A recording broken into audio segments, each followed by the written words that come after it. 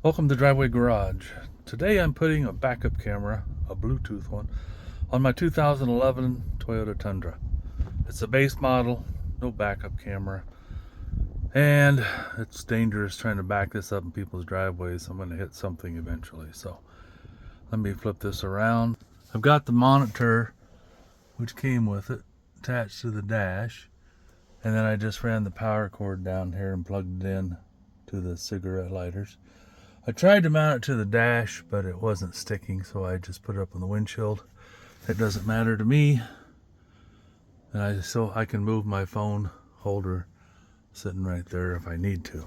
Now, if you walk around here to the back, you can see the wires dangling out there. I took the taillight assembly out. It's laying right there. Now, it's held in by two T23 bolts. One there, one down there. So you just back those out, and then you pull. Let's see. I gotta look at this real quick, give you guys a better idea. Okay. There's a little clip here, a prong that sticks out. I think there must be one there too, but once you take the bolts out, it shouldn't just fall off. You grab it, pull it out of there. Then I undid my wiring harness, got the bulbs out. This one is the backup harness bulb. So you've got to attach to these two wires here to get your power and ground. Now, this is the backup camera, and it just bolts to your license plate holder, and then you adjust it for whatever angle you want. There's a little Phillips screwdriver there, or a Phillips screw. So the first thing I'm going to do is take the 10mm bolts out of my license plate and get that bolted on there. And then there's a wire. Actually, they sent me two, and they seem like they're the same. Probably like 6 foot long, maybe 3 or 4 feet long. They plug into the backup camera here, and this is the part you wire into your bulb harness. So let me get that camera hooked up and I'll be back. Okay, well, I got that bolted on. I'll have to adjust it once I get it hooked up. Then I just took the wire. Normally that'd go behind your license plate, but this temporary one, there's metal back here.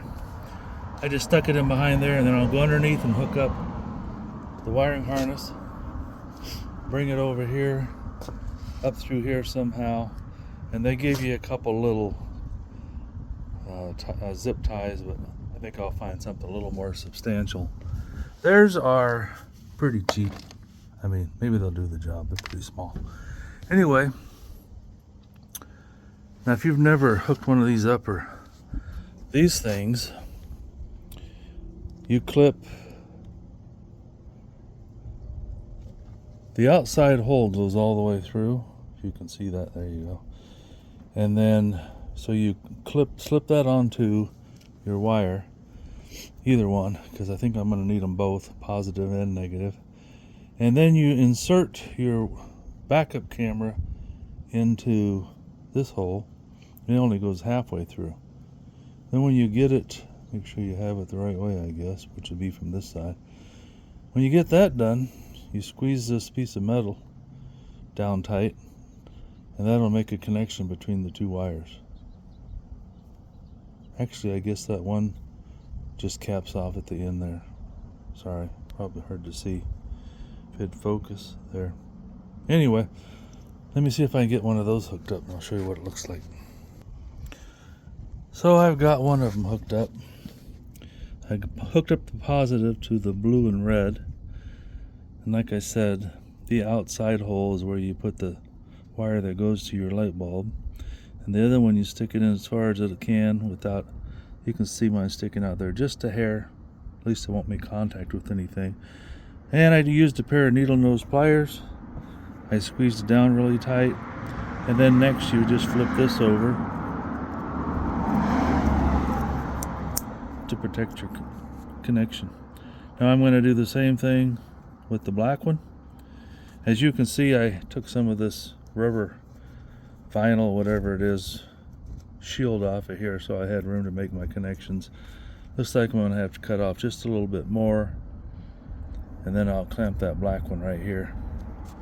And then we ought to be able to throw it in reverse and see if the camera works. Okay, I've got both of those hooked up, and when I get done, I'm going to get some electrical tape and wrap these up just to protect them from the moisture. I'm sure they'll get some, but they're going to be back in here, so they'll be pretty well protected. I'm going to go down there and make my connection between the camera and this piece of wire here, and then I'll test it, and if everything works good, I'm going to figure out where to tie everything to. I think I'll pull all my extra cord up in here and just wrap a zip tie around it so it's up in here out of the way, not dangling down below. So give me just a minute. Okay, so if all goes well, start my truck. Now I plugged this in earlier, turned it on, so the lines are, looks like they're just built into the screen. Now let's put it in reverse. See if we have power. Look at that. I now have a backup camera. Now I might move it down just a little bit, but at least I can see if I'm going to hit something behind me. This is, you know, I think it was $60–70 on Amazon. If I remember, I'll put the link down below. You can get them as cheap as $30–40 on up to hundreds of dollars. But at least now I can see, you know, if I'm going to hit something backing up, see what's behind me. I'll leave it like that for now.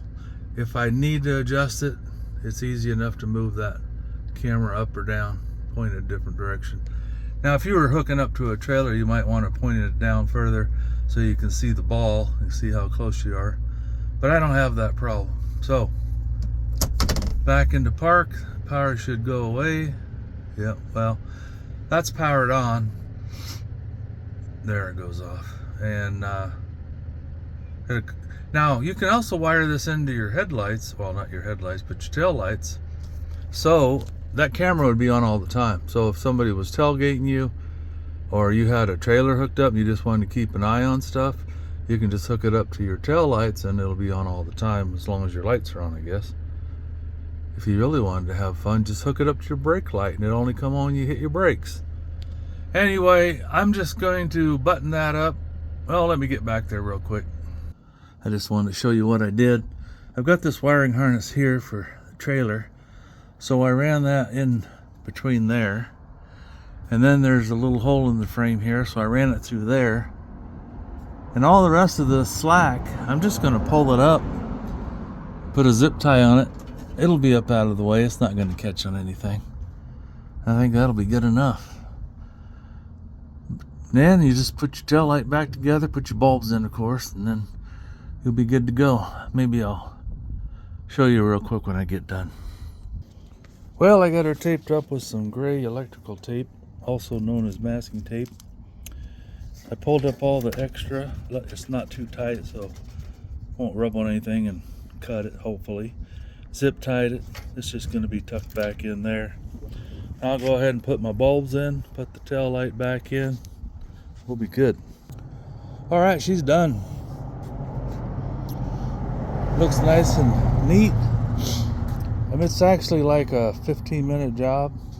Allow yourself 30 minutes, but it's pretty easy to do. Once I get my plates, I'll mount this right on top of my license plate.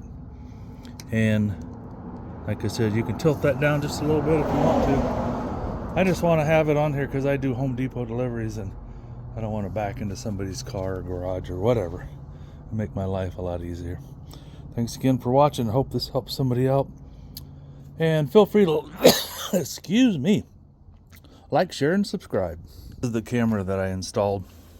Made by Lee Kulu. Vehicle rear view reverse camera system. And I got it on Amazon. It's a little bit more than the last one I put in, but it seemed like it was a little bit better. So anyway, there you go.